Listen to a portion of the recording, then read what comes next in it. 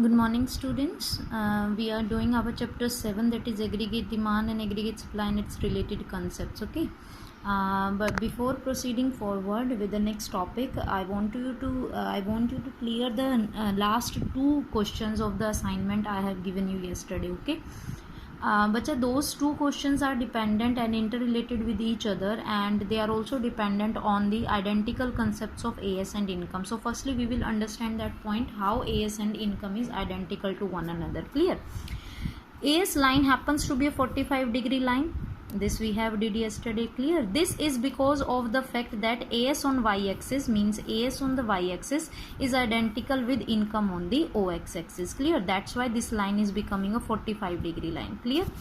Now AS implies the flow of goods and services in the economy during an accounting year, means what the producers wants to sell into the economy, means flow of goods and services. Clear? And we know very well the production of goods and services which are to be produced by the supplier, it means value addition, and value addition implies income generation. In the first unit we have done this concept very well, that flow of goods and services implies value addition and value addition implies income generation. Clear? So we also know that value added and income generated are identical to each other. Therefore, we can say that AS implies flow of income in the economy during an accounting year. That's why we are saying that AS is identical with Y. Clear? This is the first concept that you need to clear, that why AS is identical with Y, because AS means flow of goods and services, flow of goods and services means value addition, and value addition means flow of income. So basically AS and Y both are identical concept. Y here refers to income and AS refers to aggregate supply. Clear?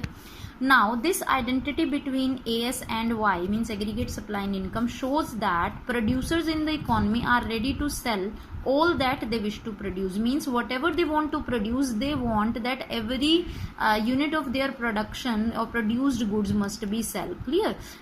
This identity shows that whatever being produced by the producer, they want that everything should be sold into the market. Clear? Now the question arises here is, why do producers wish to sell all that they wish to produce, means whatever they want to produce, why they want all that to be sold? Clear? Now the answer here arises in the concept of excess capacity. Clear? In the concept of excess capacity. This is the important one, bache. What do you mean by excess capacity? Basically, excess capacity refers to a situation whereby the producers have more availability of raw materials and other factors of production, so that whenever demand increases, supply can be increased accordingly. Clear? This situation is known as excess capacity. Clear? So the producer wanted to sell all they wish to produce because there is excess capacity in the economy. Accordingly, whenever there is a rise in the demand, the producers respond to it by planning an equal rise in the supply, because they are having the raw materials, they are having the factors of production which can be used to meet that rise in demand by increasing the supply. Clear? And it is done so that they can use their excess capacity. Clear? At this point of time, one point you have to also take into the mind, that whenever there is a proportionate increase in AS in comparison to AD, means when AD increases, AS also increases due to excess capacity. So because of this practice, the price level remains constant. The price level remains constant, means there is no situation of inflation rises. When demand increases, supply also increases and price will remains constant. Clear? So price have no role to play as a determinant of AS. Therefore price is not an important determinant of AS. Clear? Now why should we presume that there is excess capacity? Now we have assumed that there is excess capacity. Why we are assuming this? See bache, the macroeconomics which we are studying, it is propounded by Keynes. Clear? And you know very well, when this concept was propounded by Keynes, that was a situation of a great depression into the economy, means at that time demand was very low and producers goods were not sold. Clear? So they were having excess capacity which can be utilized. Clear? So therefore this is the basic assumption of macroeconomic model propounded by Keynes.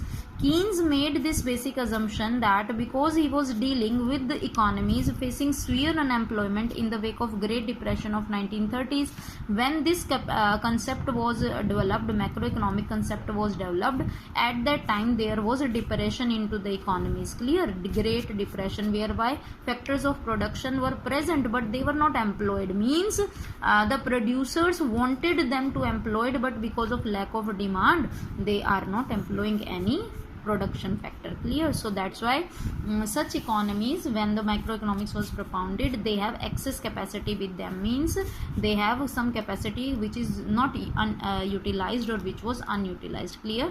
So it was due to lack of demand that the producers at that time having excess capacity. Clear? So these are the three important concepts which you need to know. First is identical concepts of AS and Y. Why they are identical? Because of AS is flow of goods and services, and flow of goods and services is identical with income. Clear?